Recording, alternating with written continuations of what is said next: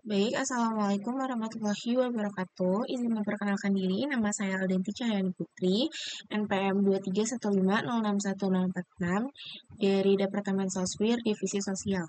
Di sini saya akan menjelaskan mengenai resume tentang fundamental organisasi.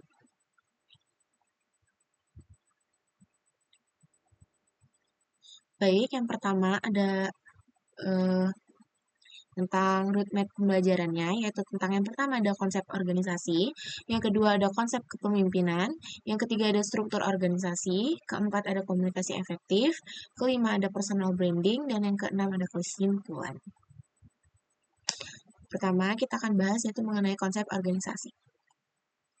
Organisasi, sistem yang dibentuk untuk mencapai tujuan tertentu melalui kerjasama antar individu dikoordinasikan secara sadar dengan batasan yang relatif dapat diidentifikasi. Tujuannya yaitu untuk mencapai tujuan yang tidak bisa dicapai secara individu, membantu memaksimalkan sumber daya secara efisien dan efektif, melalui struktur dan sistem yang terorganisir, produktivitas kerja dapat ditingkatkan, menjadi wadah pengembangan potensi, keterampilan, dan karir anggota, membantu anggotanya menyesuaikan diri dengan perubahan lingkungan internal maupun eksternal. Selanjutnya yaitu tentang unsur organisasi.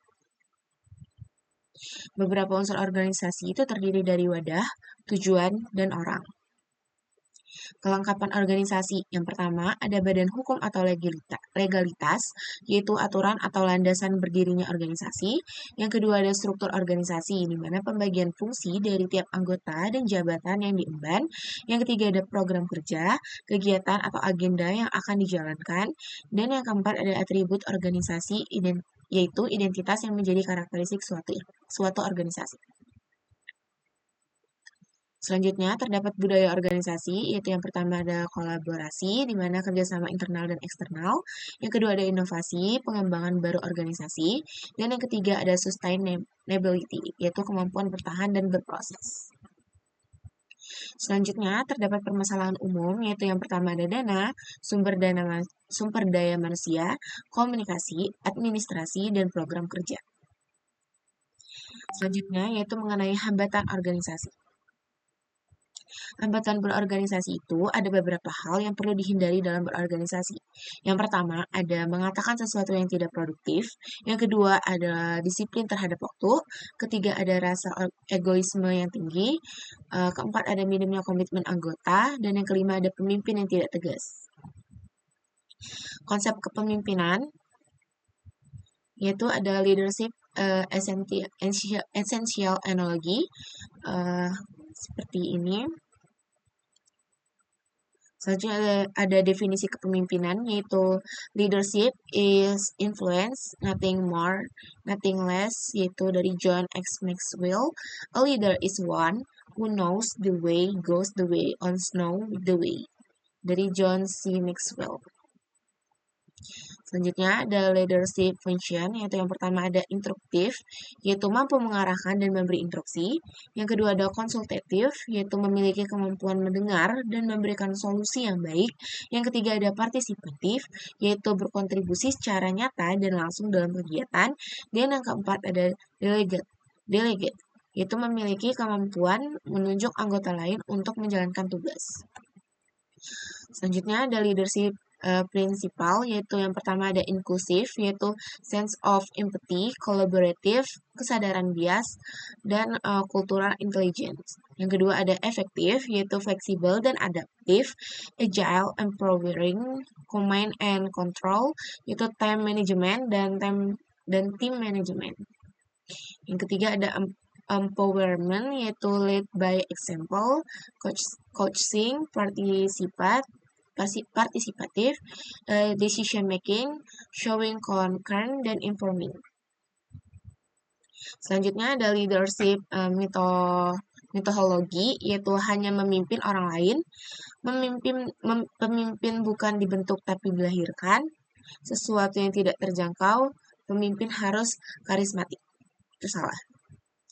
Ya, di mana leadership vs manajemen yaitu kepemimpinan terkait dengan memberikan arah kepada anggota tim, menghadirkan motivasi. Kepemimpinan adalah untuk kelompok formal dan informal.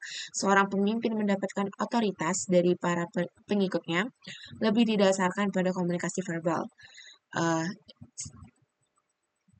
Kalau manajemen yaitu terkait dengan perencanaan dan anggaran, menghadirkan kontrol dan pemecahan masalah, manajemen untuk formal dan organisasi yang terorganisir saja, seseorang manajer mendapatkan otoritas berdasarkan posisinya dalam organisasi dan lebih didasarkan pada komunikasi tertulis.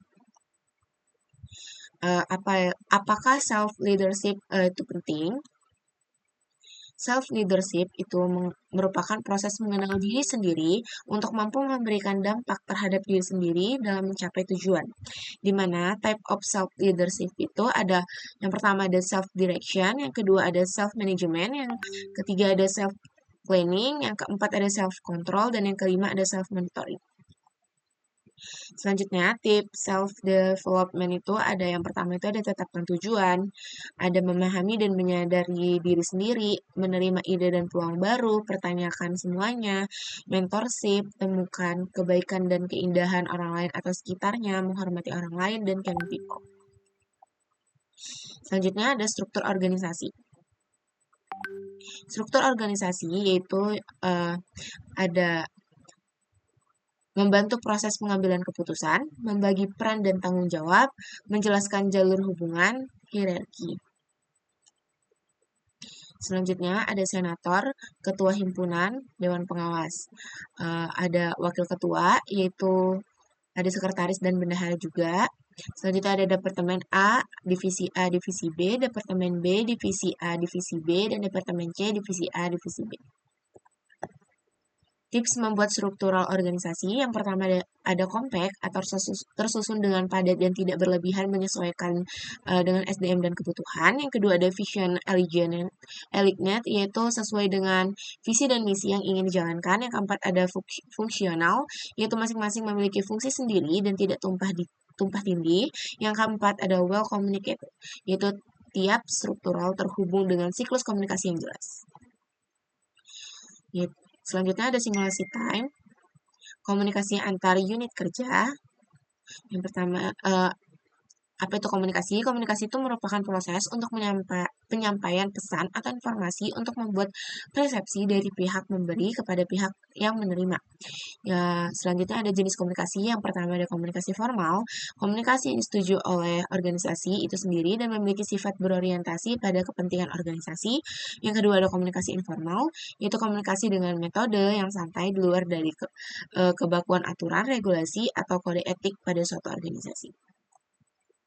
Fungsi komunikasi yang pertama ada informatif untuk mendapatkan informasi lebih baik, akurat, dan tepat waktu. Yang kedua ada persuasif untuk mengatur suatu organisasi dan bersifat rujukan. Yang ketiga ada regulatif berkaitan dengan aturan-aturan yang berlaku di suatu organisasi. Dan yang keempat ada integratif yaitu menyediakan saluran untuk dapat menjalankan tugas dengan maksimal. Selanjutnya, terdapat hambatan komunikasi, yaitu ada latar belakang, mendengar secara selektif, perbedaan bahasa, tekanan waktu, teknis atau media perantara, sumber yang dipercaya, perbedaan persepsi, dan pertimbangan nilai moral. Selanjutnya, ada resolusi konflik, yaitu ada competing, collaboration, compromise, avoiding, dan accommodating. Personal branding.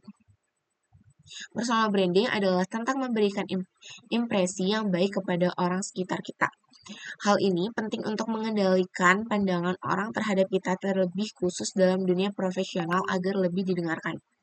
Professional branding pula tak hanya tulisan ataupun apa yang tertera, namun juga tindakan yang kita lakukan sehari-hari pula mempengaruhi hal ini. Tujuan personal branding, yang pertama ada pengembangan kepercayaan, yang kedua ada membangun kredibilitas, yang ketiga ada membangun rasa kepercayaan diri, dan yang keempat ada memperluas koneksi, kelima ada menunjukkan diri sendiri ada apa adanya. Cara membangun personal branding, yang pertama ada cari tahu siapa dirimu, apa motivasiku, apa pekerjaanku, pengalamanku apa saja. Yang kedua ada tentukan tujuan yang jelas, apa keahlianku, bisakah aku mencapai target tersebut. Yang ketiga, jaga konsistensi, tetap menjadi citra yang kita inginkan.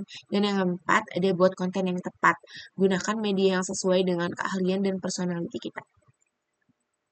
Ini ada contoh media personal brandingnya. Selanjutnya ada LinkedIn, data diri yang menarik, seperti yang dicontohkan oleh pemateri. Selanjutnya ada perbanyak accomplishment, yaitu riwayat pengalaman dan pencapaian prestasi. Selanjutnya, cara menggunakan LinkedIn yang benar yaitu gunakan bahasa profesional, retorika penulisan, perbanyak bahasa Inggris. Yang keempat, ada rutin memposting kegiatan, melampirkan foto dan press release setiap mengikuti agenda penting. Yang kelima, ada perbanyak koneksi, tidak perlu takut jika tak mengenal koneksi tersebut. Yang keenam, ada keahlian dan sertifikat. Masukkan sertifikat sebagai nilai legalitas yang mendukung. Simulasi time. Oke. Mungkin itu saja yang dapat saya sampaikan. Kurang lebihnya saya mohon maaf. Saya akhiri. Wassalamualaikum warahmatullahi wabarakatuh.